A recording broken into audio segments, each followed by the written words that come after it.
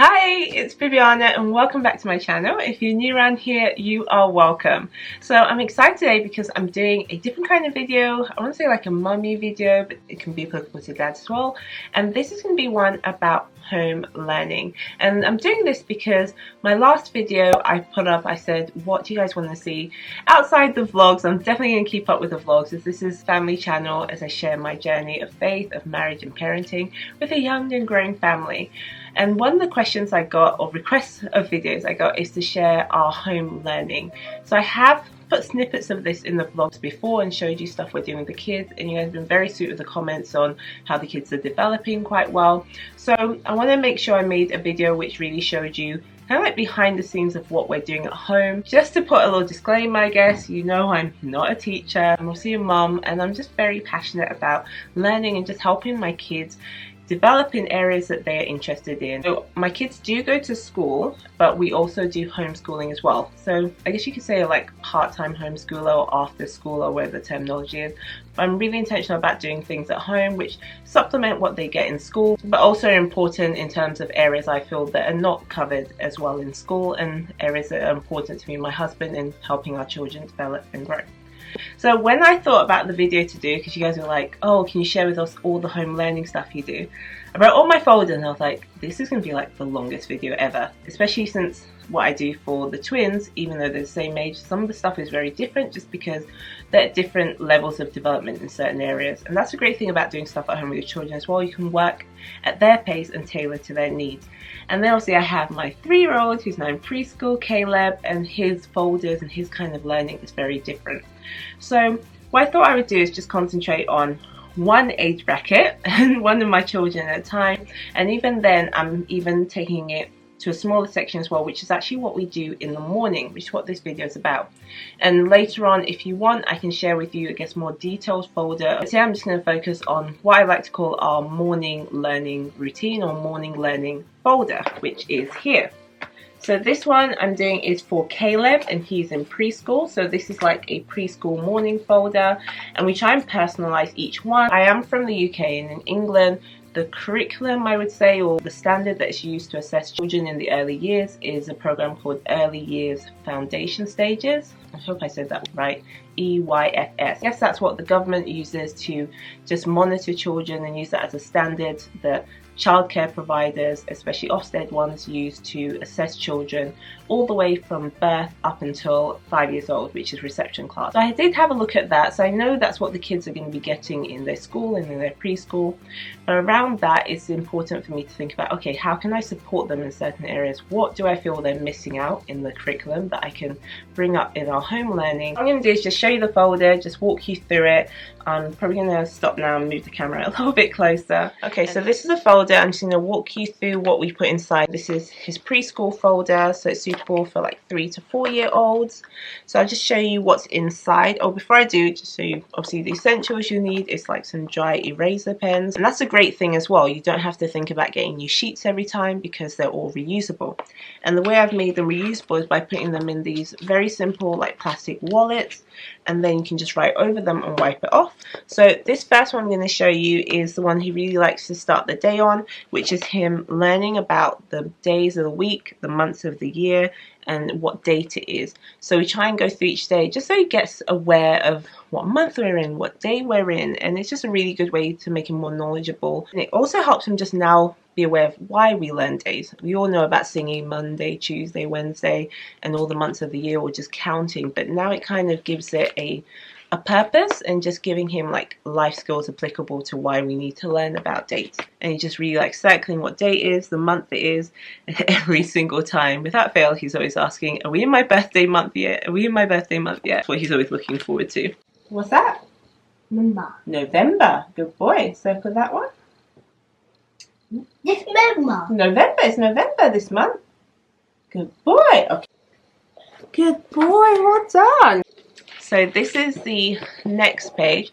So it's sliding around the place. I would advise, which is what I didn't do in this case, but try and get the folders that have 4 clips, because as you can see, it just stops it dragging around the place. That will make it a lot more sturdy, especially if you've got more stuff in there. But we'll work with this. So this next sheet is a great one because it encourages him to now think about the weather as well.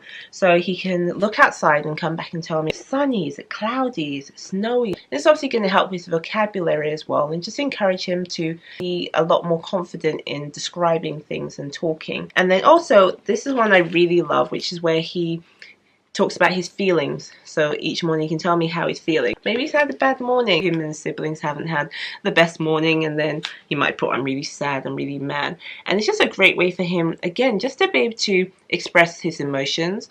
I find that preschoolers really struggle, or just young children in general, really struggle with expressing themselves. And I feel if we start early by encouraging them to say how they're feeling, it will allow them to open up more as they get older. And I've just found this really helpful as he becomes more confident in knowing that he can say how he's feeling and he knows how to express himself well. Look outside. Is it sunny? No. No. Is it raining? No.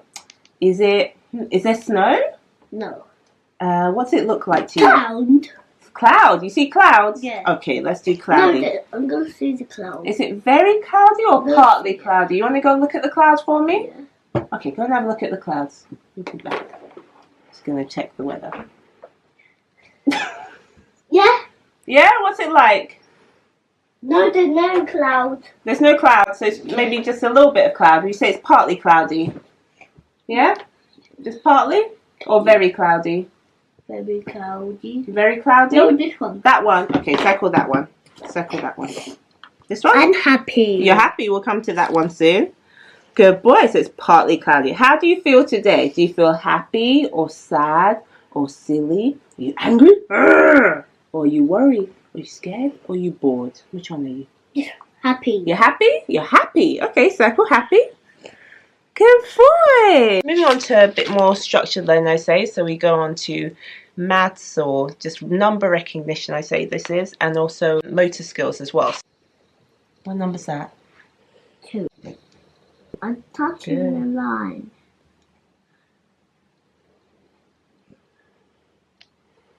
Okay, they'll be silly. If we done now, what number's that? 1, 2, 3. Over to this page, which is similar in terms of he's going to be tracing again, but now see we're looking at the letter of the alphabet. So this is letter recognition. It's helping him identify whether it's a big G or a small G, a big G or a small G. We run through that very quickly each morning, and then he can also just trace over them as well.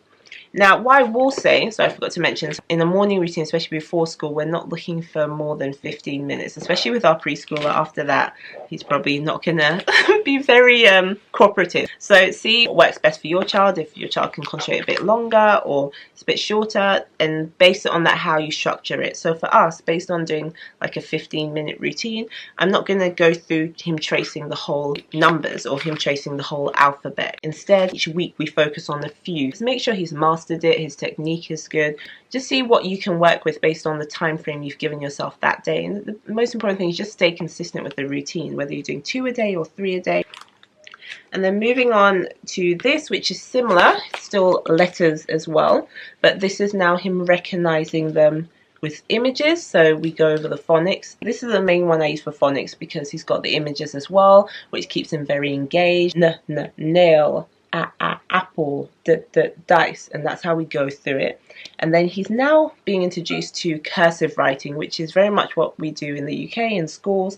They encourage them to learn how to write cursive. So again, preparing my preschooler for school, making sure he can recognize letters that are written in cursive, but still recognize letters that are written like this, which is obviously how they'll appear usually in textbooks and on sign. I didn't make a tracing one for him just yet. I've got that ready, but I'm not putting it in the fold yet because he's not at that level yet. Right now, I might just hold his finger and we just go through the motions with his finger. But as long as he can recognize that that cursive A is still the same as that A over there. Bebe. Broom. Broom. Good boy. What sound is that? Dada carrot. Good boy. What sound is that? Dada. Dada what? Do you know what that is? Roll. We use it in Dice. Good boy. So moving on to this, and this is definitely one of his favorite activities. So this is blocking it a bit.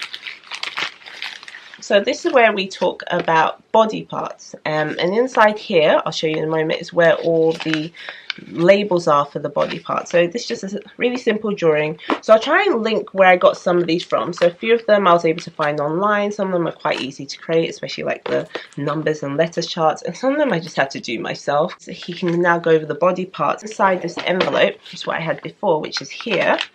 I'll show you. Is now all the names. So you've got it there. Show it some focus. You've got there, so it's got knee, and then what he'd do is I'll be like, Caleb, where's your knee? And he'd point it out, and sometimes he can recognize the letters if I leave them on the table, and then he would just put it on top. As he gets older, he's already been able to recognize like a sight word, some of them already. Show me his fingers. Where's his fingers? Good boy. Like nose. Good boy. Good job. With homeschool, you can really just make it your own and tailor it. And really important to us that our kids know different languages. And I know that's even a general thing that's important in schools. The twins now have got some Spanish classes going on in their school. But are they ever going to learn maybe Yoruba, their mother tongue? Probably not. So what we started doing as well is just slowly incorporating our own language, so we're Nigerian and Yoruba, into our home learning routine, so the kids can start getting a taster for it, and hopefully we can start doing that more intentionally so they can pick up the language too. Now the irony is I am actually not that fluent at all in my own language, but my husband is. So this is one case where, you know, it's not just you can tag team with other family members or friends or anyone else who might help you with the children.